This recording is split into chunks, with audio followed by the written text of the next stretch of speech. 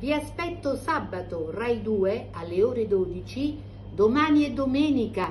E vedete adesso che cosa vi intono. Oramai non bastano i ricordi e tu lo sai. Ve la ricordate questa bellissima canzone?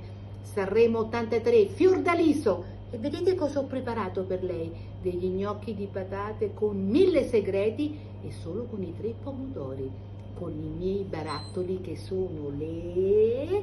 Pronte, me le inquadri? Le spiritose! E perché si chiamano spiritose? Perché mentre le mie cugine mi prendevano in giro, io preparavo tutti questi vasetti d'estate, in modo che d'inverno tiravo fuori una spiritosa e condivo qualsiasi cosa.